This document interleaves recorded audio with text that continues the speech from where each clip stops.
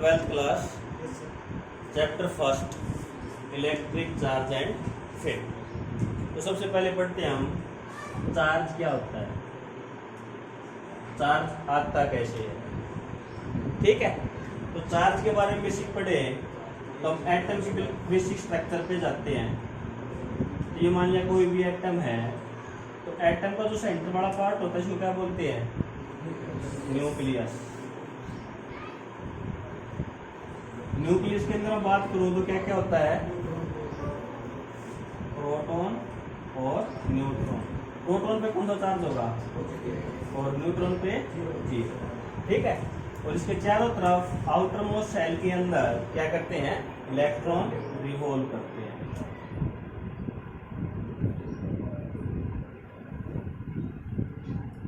ठीक है, अब यदि मैं एक सिंपल सा एग्जांपल लेके चलूं, सोडियम 11, तो इसका क्या है, क्या है इसका एटॉमिक नंबर। एटॉमिक नंबर किस चीज की इक्वल होता है, नंबर ऑफ इलेक्ट्रॉन और number of proton. E positive का मतलब प्रोटॉन, ई नेगेटिव का मतलब इलेक्ट्रॉन। ठीक है, इट मीन्स यदि इसका एटॉमिक नंबर 11 है, इस पर 11 यूनिट नेगेटिव चार्ज होगा और 11 यूनिट ही पॉजिटिव चार्ज होगा। तो जितना पॉजिटिव चार्ज है उतना ही नेगेटिव।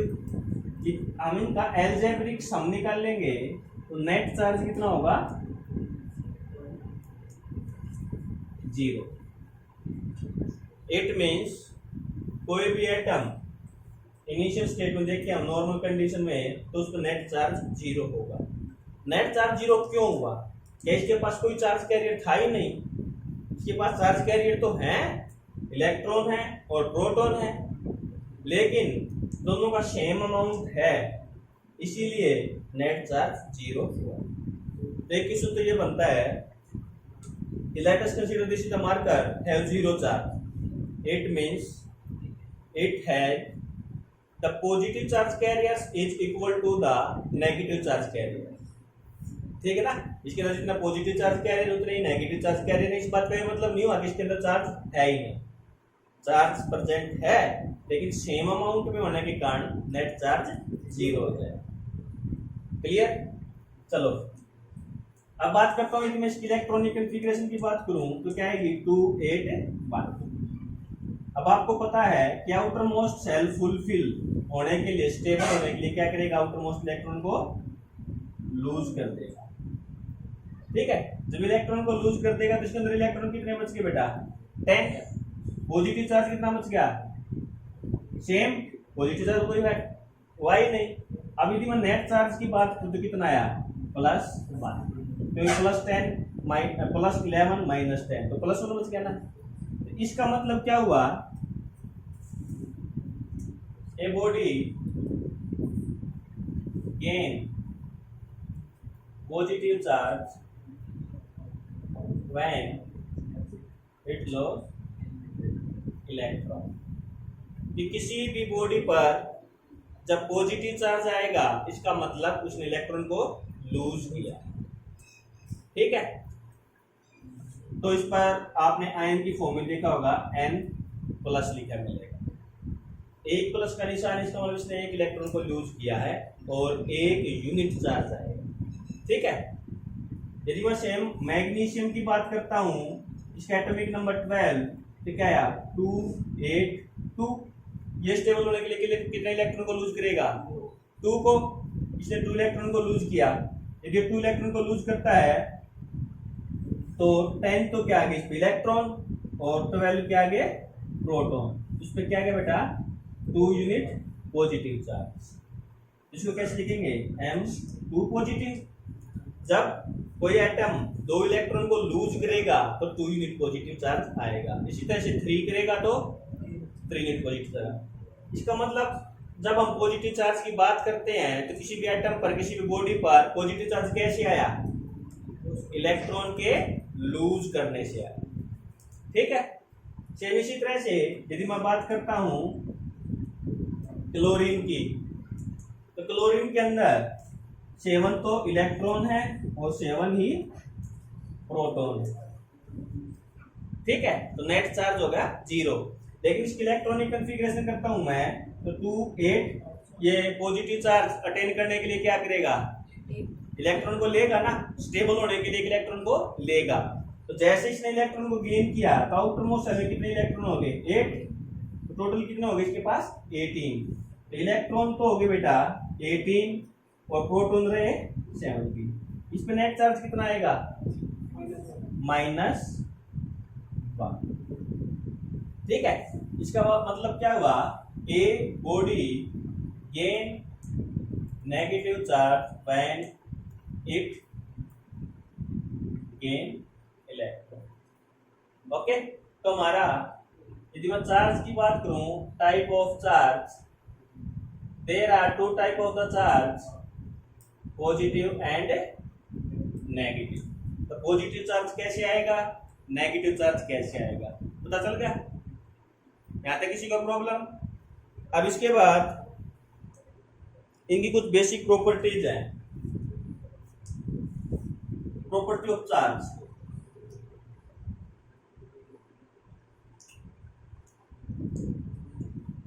फर्स्ट प्रॉपर्टी क्या है, लाइक चार्ज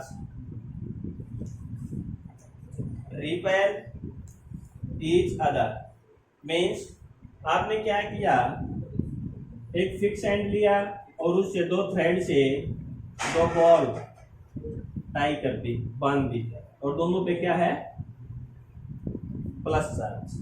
तो आप क्या देखोगे कि दोनों की दोनों बॉल अपोजिट डायरेक्शन में भागेंगी, दोनों की दोनों बॉल अपोजिट डायरेक्शन में भागेंगी। इसका मतलब क्या हुआ, लाइक चार्ज है तो क्या करेगा, रिपेल करेगा।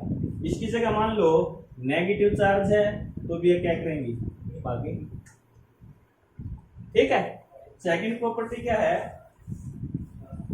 Opposite charge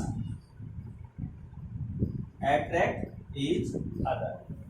opposite charge attract each other का मतलब क्या है कि मान लो ये एक बॉल इसमें पॉजिटिव चार्ज है, ये एक बॉल इस पे है नेगेटिव चार्ज, ये क्या करेंगे, आपस में अट्रैक्ट, पास पास आएंगे। ठीक है, थर्ड प्रॉपर्टी क्या है, second property, charge can be added algebraically.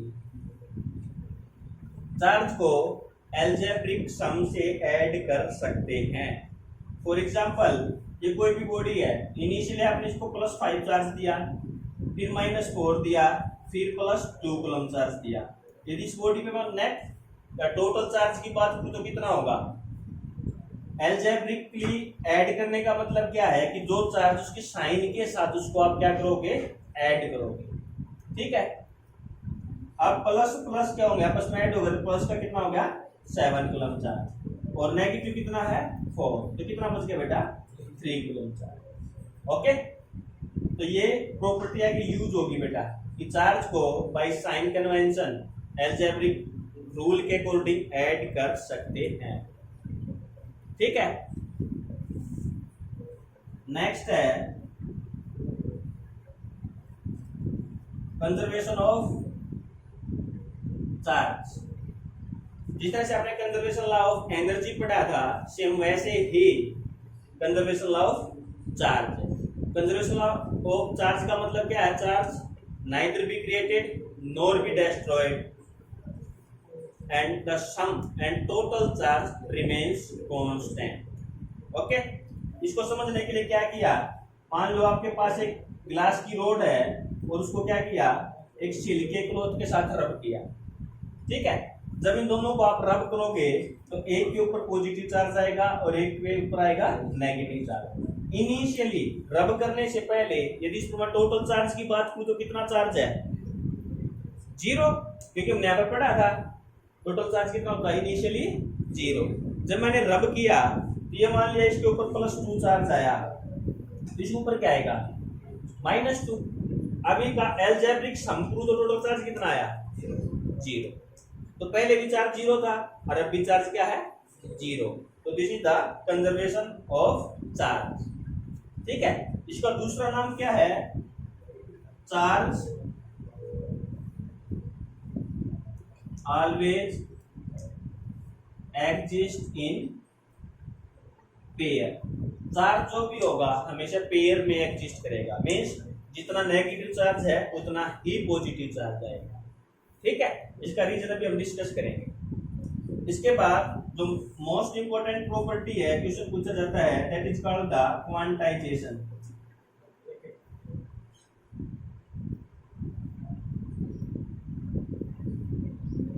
Quantization का मतलब क्या बेटा? Packet form. क्वांटाइजेशन मतलब क्या है? Packet form. पैकेट फॉर्म का मतलब क्या है? हमने ये तो पढ़ लिया, यहाँ एक इलेक्ट्रॉन लूज किया या एक इलेक्ट्रॉन गेन किया, चाहे तो एक इलेक्ट्रॉन लूज होगा या 2 होंगे या 3 होंगे। कभी फ्रैक्शन में सुना है 1.5 इलेक्ट्रॉन लूज किया? नहीं ना। तो कंप्लीट एक इलेक्ट्रॉन का ट्रांसफर होगा, और एक इलेक्ट्रॉन को मैं क्या मान सकता हूं? एक पैकेट। ये एक इलेक्ट्रॉन है, इस पैकेट का साइज कितना बेटा? 1.6 इंटू 10⁻⁹ कूलम चार्ज। तो जब भी चार्ज जाएगा, चाहे तो पूरा का पूरा पैकेट ट्रांसफर होगा, जाएगा या ये गेन करेगा। तो हमेशा जब मैंने +1 लिखा, इट मीन्स 1.6 इंटू 10⁻⁹ चार्ज है। यदि लूज कर रहा है तो पॉजिटिव चार्ज है इतना, और गेन कर रहा है तो इतना नेगेटिव चार्ज। यदि 2 है, 2 इलेक्ट्रॉन लूज कर रहा है तो इंटू 2 पॉजिटिव चार्ज हो जाएगा। ठीक है ना। तो इस स्टेज में टोटल फार्मूला निकाल लो, Q is equal to total charge का, Q is equal to NE। Q is total charge, N is the number of electron and E charge of electron. ठीक है, तो इस फार्मूले के ऊपर क्वेश्चन पूछे जाते हैं बेटा। Q is equal to NE। Q का मतलब समझा क्या? टोटल चार्ज, N का मतलब number of electron and E का मतलब चार्ज ऑफ इलेक्ट्रॉन। ठीक है, इस पर भी बेटा 3 टाइप के क्वेश्चन पूछे जाते हैं। तो टाइप 1 क्या है कि N इलेक्ट्रॉन लूज कर दिए या गेन कर दिए, टोटल चार्ज पूछेगा। Give a body lose 3 electrons, gain 3 electrons, find the total charge. तो सिंपल क्या करोगे आप? N इज इक्वल टू 3 और E की वैल्यू ये पुट कर दोगे, मल्टीप्लाई कर दोगे। यदि लूज कर रहा है तो पॉजिटिव चार्ज आएगा, और गेन कर रहा है तो नेगेटिव चार्ज आएगा। ठीक है, सेकंड क्वेश्चन क्या आएगा? तो यहाँ पर simple Q is equal to NE। Type 2 के क्वेश्चन में क्या पूछेगा? आपको टोटल चार्ज दे रखा है और कैलकुलेट क्या करवाएगा? N टोटल चार्ज दे रखा है। ये मान लो मैं कहता हूं एक बॉडी के पास 3.2 इंटू 10⁻⁻16 कूलम चार्ज है, तो इसने इलेक्ट्रॉन को लूज किया या गेन किया? पहले तो ये बताओ, और कितने इलेक्ट्रॉन को लूज या गेन किया? तो लूज और गेन का तो आप ये नेगेटिव साइन देख के ही बता सकते हो ना। यदि इसके पास नेगेटिव चार्ज है तो इसने क्या किया? इलेक्ट्रॉन को गेन किया। Okay, this body gain the electron. अब कितने इलेक्ट्रॉन गेन किए हैं उसके लिए n की वैल्यू कैलकुलेट करनी पड़ेगी, और n का फार्मूला यहीं से निकालेंगे तो क्या आएगा? Q by E।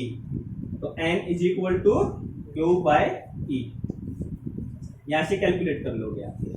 ठीक है, जो टाइप 3 है बिल्कुल क्वेश्चन यही है, लेकिन उसका way of asking the question different है। वो सीधा ये नहीं पूछेगा कितने इलेक्ट्रॉन लूज या गेन किए, वो क्या कहेगा? Is it possible a body have 9.67 into 10⁻⁻16 coulomb charge. ये पूछे क्या ये पॉसिबल है कि किसी बॉडी के पास ये चार्ज हो? तो कब पॉसिबल होगा?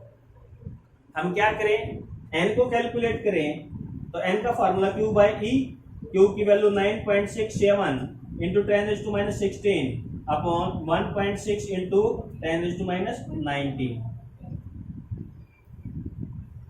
ठीक है ना। अब इसको सोल्व करेंगे, बेटा ऊपर जाएगा, कैंसिल कर दिया, 10⁻³ बचेगा। क्या क्या 9.67 इंटू 1.6 इंटू 10⁻³ ओके।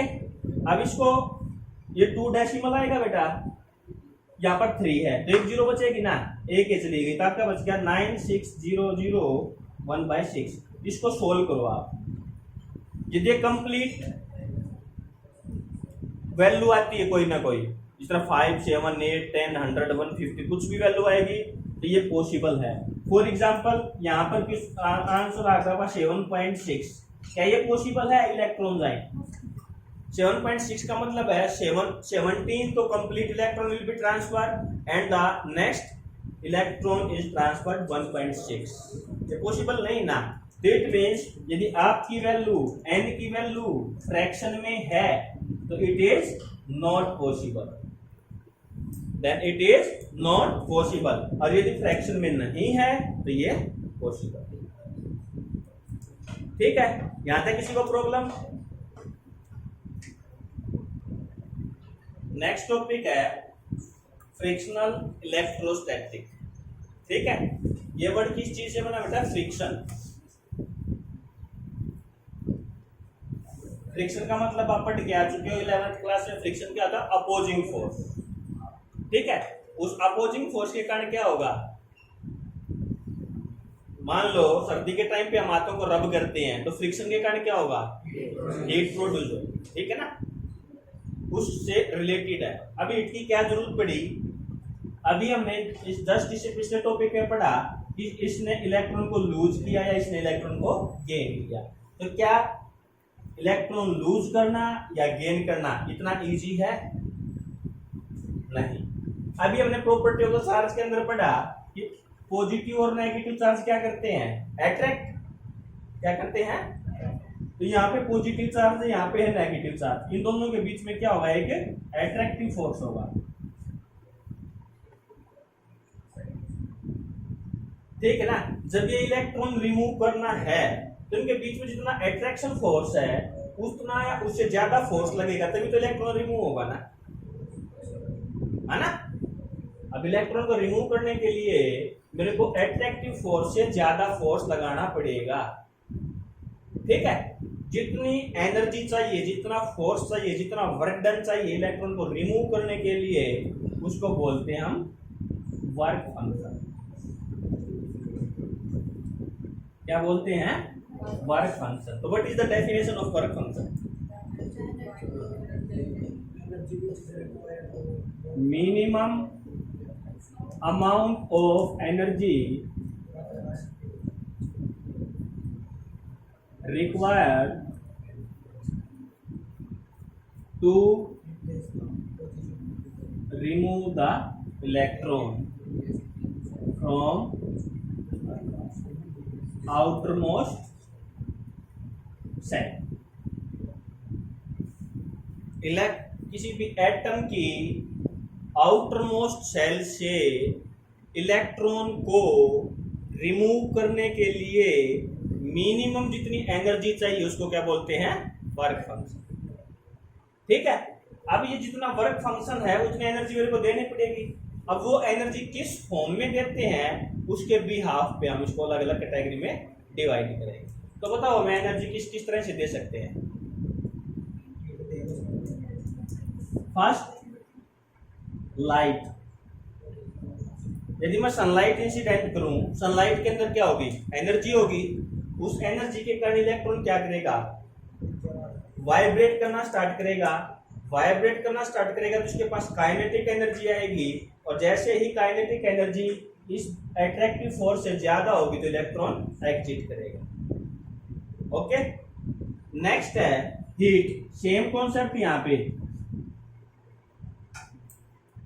ठीक है ना, जैसे हीट एनर्जी मिलेगी the electrons start to vibrate, and due to this vibration kinetic energy will be increased, and when the kinetic energy will be greater than attractive force electron will exit from the outermost cell।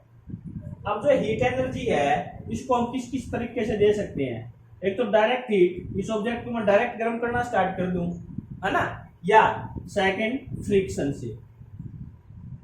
Second friction से for example ये कोई object है, इसको मैं इसके साथ रब करता हूं तो इन दोनों के बीच में क्या होगा? Friction force. फ्रिक्शन फोर्स के कारण क्या होगा? हीट प्रोड्यूस होगी, और उस हीट के कारण इलेक्ट्रॉन विल बी एमिटेड। ठीक है। तो इसके अंदर इस फ्रिक्शन के कारण इलेक्ट्रॉन एमिट होते हैं, इसलिए कि इसको क्या बोलते हैं हम, फ्रिक्शनल इलेक्ट्रोस्टैटिक। इलेक्ट्रोस्टैटिक का मतलब क्या बेटा, charge at rest. Charge rest में कब रहेगा, जब वो चार्ज इंसुलेटर पर होगा। चार्ज किस पे होगा, इंसुलेटर पर। तो अगर वो कंडक्टर पे होगा तो कंडक्टर के अंदर वो चार्ज क्या करेगा, मूव करना स्टार्ट कर देगा। ठीक है।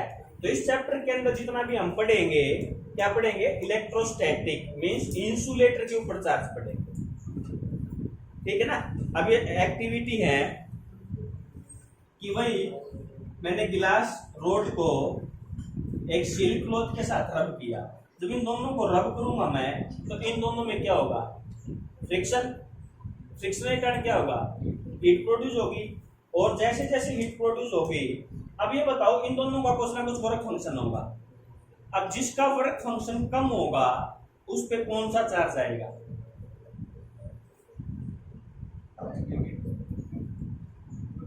अब देखो बेटा, मान लो एक ऑब्जेक्ट ये है, एक ये है, इसका वर्क फंक्शन 5 है, इसका वर्क फंक्शन है 10। जैसे जैसे मैं इसको रब करना स्टार्ट करूंगा तो धीरे धीरे हीट बढ़ेगी ना।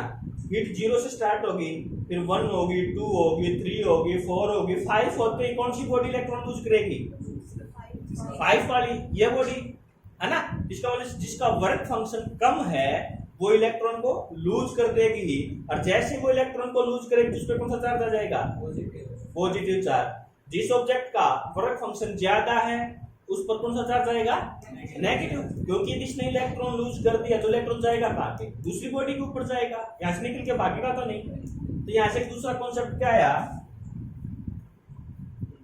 The body have low work function gain positive charge and body have high work function gain negative charge। ठीक है।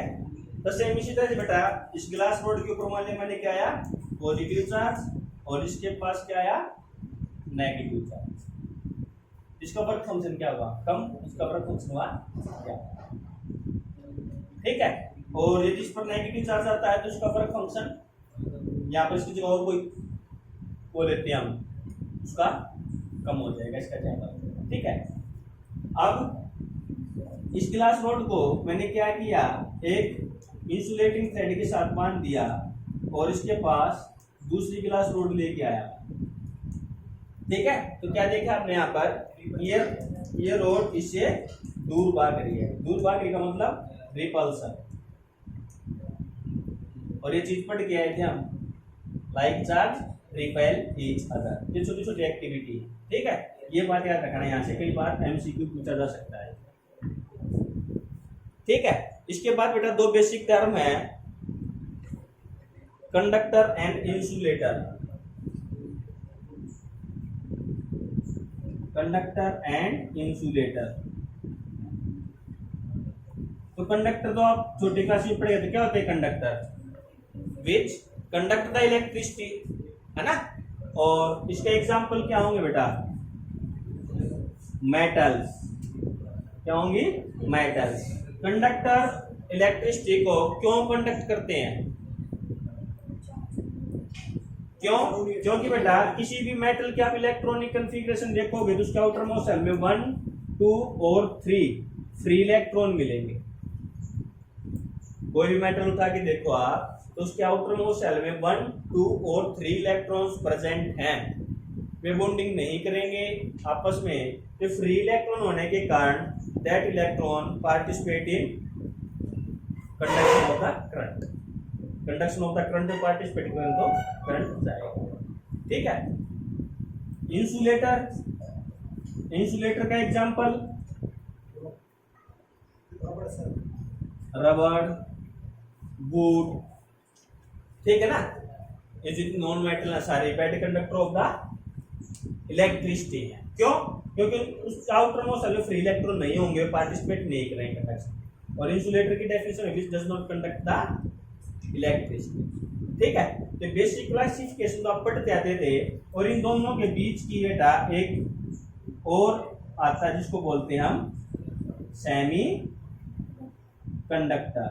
तो देखो बेटा सेमी वर्ड का मतलब क्या है, हाफ सेमी सर्किल पढ़ा होगा अपना मैथ में, है ना।